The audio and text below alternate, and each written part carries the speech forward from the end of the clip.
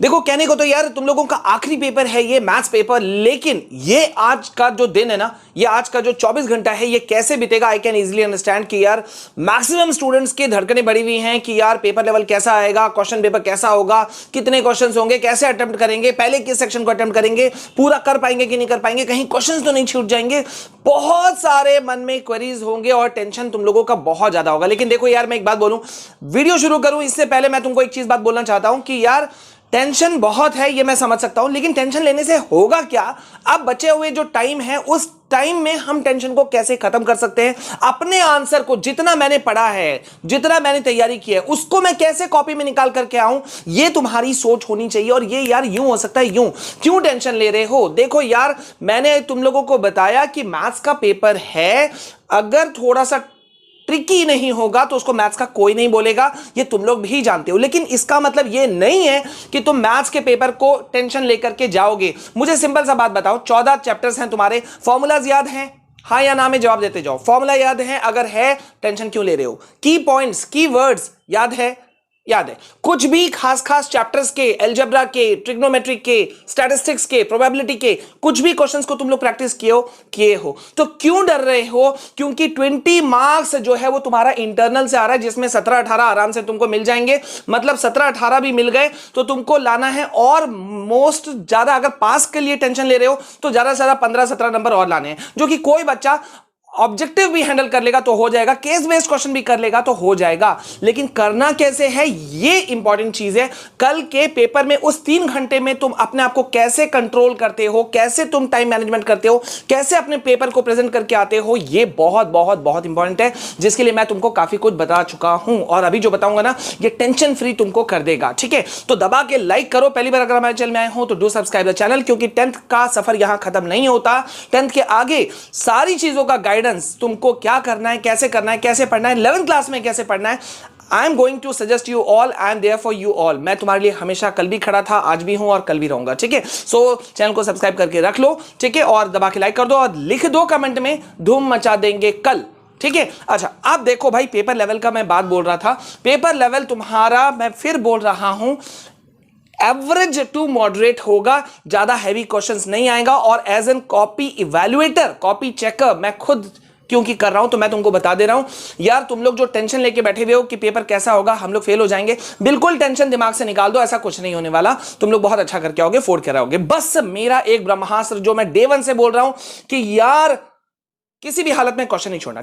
Point number 1, कुछ भी हो तुमको कल का पेपर में भी ये करके आना है, क्वेश्चन नहीं छोड़ना है, पहला। दूसरा, गिव योर बेस्ट शॉट, जो तुम बेहतर दे सकते हो वो दो। ठीक है, और तीसरा सबसे इंपॉर्टेंट चीज है यार, जब क्वेश्चन छोड़ना ही नहीं है तो मतलब सारे क्वेश्चन अटेम्प्ट करने हैं, चाहे वो आते हैं चाहे नहीं आते हैं। आते हैं तो ठीक है, तब तो वेल एंड गुड। नहीं आता है तो तुमको कम से कम कुछ कैलकुलेशंस, कुछ स्टेप्स, कुछ भी चीजें, कुछ फॉर्मूला, कुछ गिवन, कुछ क्या फाइंड करना है, ये सब तो लिख कर आ सकते हो, नंबर मिल जाएंगे। अब यहां पर देखो भैया, अभी मैं तुमको दिखाने वाला हूं कि पेपर लेवल कैसा होगा और तुम इसे तोड़ोगे कैसे, फोड़ोगे कैसे। जल्दी से देखो यहां पर, यहां पे मैंने कल तुमको काफी चीजें हिंट दे दी थी, लेकिन अभी जो मैं देने वाला हूं ये सीधा मैं मार्किंग स्कीम से निकाल करके ला रहा हूं कि तुमको कहां कहां मार्क्स मिलने वाले हैं मेरे बच्चों। ये देखो, सीधा जो हमें कहा गया है कि क्या क्या पॉइंट्स हैं, कि हम टॉपर के आंसर शीट में क्या क्या चीजें पॉइंट आउट कर सकते हैं। ठीक है, वहां से क्या क्या चीजें ले सकते हैं और तुम लोगों को क्या क्या चीजें देनी चाहिए ध्यान। तो वो सबसे पहला पॉइंट है the way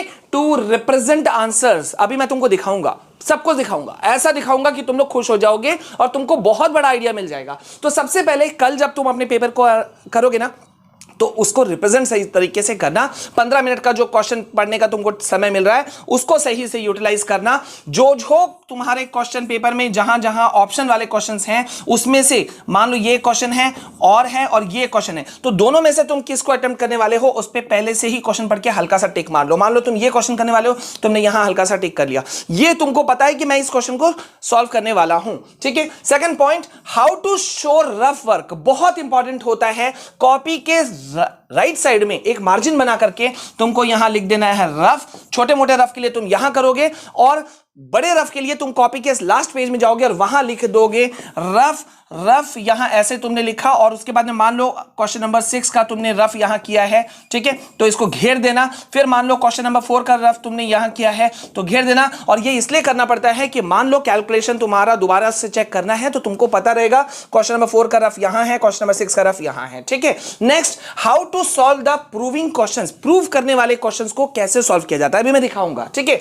then how to draw figures in the maths exam, बहुत इंपॉर्टेंट होता है। बच्चे सोचते हैं बस ड्रॉ कर देना है, लेकिन ड्रॉ कैसे करना है कॉपी के, मतलब जैसे तुम ये सॉल्व कर रहे हो, ठीक है, तो क्या हम यहां साइड में ड्रॉ कर दें, हाँ, या ड्रॉ करने के लिए ऊपर यूज करें और आंसर नीचे लिखें, कैसे करें ये मैं भी तुमको दिखाऊंगा।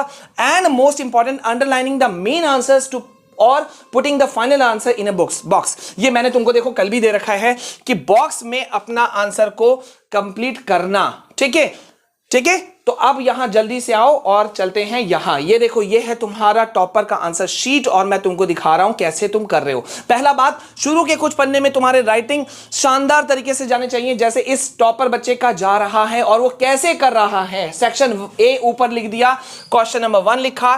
सबसे पहले इसने क्या लिखा, टू प्रूव, कि प्रूव हमें करना क्या है, ये इसने यहां मेंशन किया। प्रूफ क्या क्या चीजें हमें डेटास गिवन है वो हमने लिख दिया, इस बच्चे ने लिख दिया।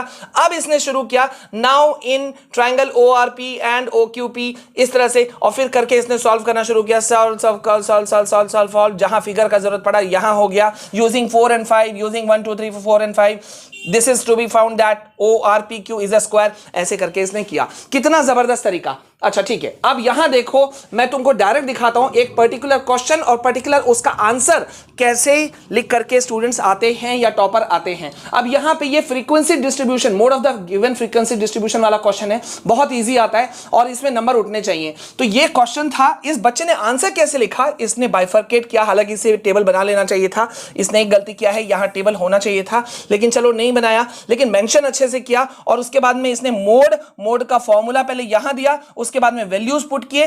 फाइनल आंसर को गौर करो, इसने बॉक्स में कवर किया है और रफ वर्क इसका यहां चल रहा है, ये देखो, ठीक है। टीचर भी खुश। और एक और बात कि रफ वर्क बाद में इसने हल्का सा काट भी दिया, ये एक बहुत बड़ी ध्यान देना, ठीक है। अभी तुम लोग बहुत कुछ सीखने वाले हो, ये देखो। नेक्स्ट क्वेश्चन पे आते हैं, find the common difference D of an AP वाला क्वेश्चन यहां पर है।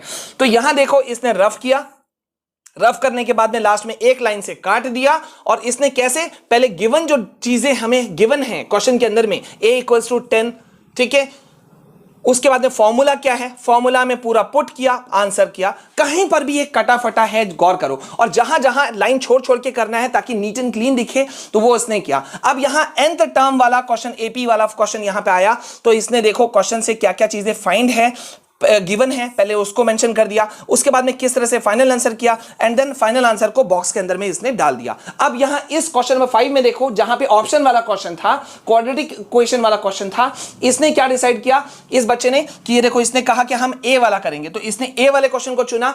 यहां क्वेश्चन 5 एक लाइन छोड़ दिया, नीचे लिखा ए, क्वेश्चन को पहले पुट किया, ये देखो ये क्वेश्चन एज इट इज है जो ये क्वेश्चन है, ठीक है।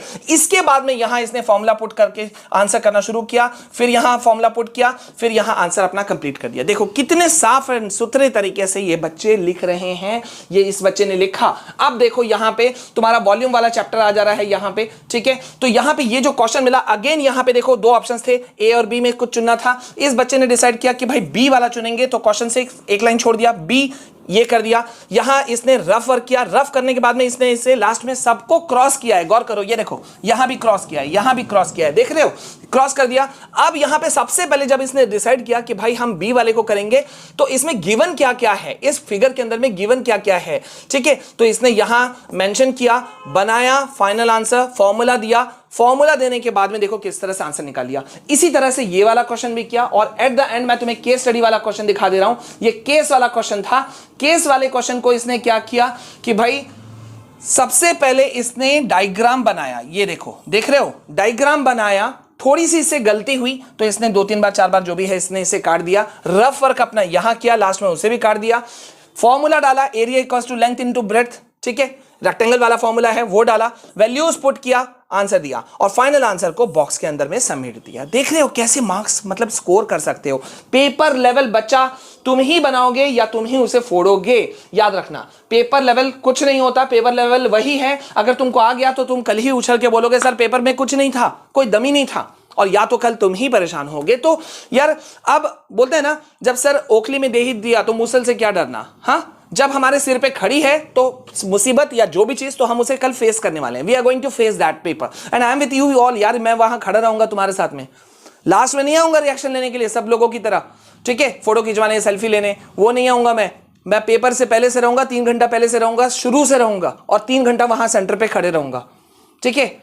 और उसके बाद में हम लोग एक दूसरे का जो खुशी है वो शेयर करेंगे। कल का लास्ट पेपर है, धूम मचा देंगे यार, तो लिख दो धूम मचा देंगे, दबा के लाइक करो, शेयर करो, और अभी बहुत इंपॉर्टेंट वीडियोस आने वाले हैं, उन वीडियोस को जरूर देखना। अभी के लिए बस इतना। आई होप कि तुमको क्लैरिटी मिल गई होगी कि तुमको कल कैसे फोल्ड करके आना है, कैसे सेक्शन को फाइनली करना है, किस तरह से अपनी रीडिंग टाइम को यूज करना है, ऑप्शन को कैसे मैनेजमेंट करना है, सब कुछ। अगर अभी भी कोई कंफ्यूजन है तो कमेंट में लिख देना, आंसर तुम्हारा आ जाएगा।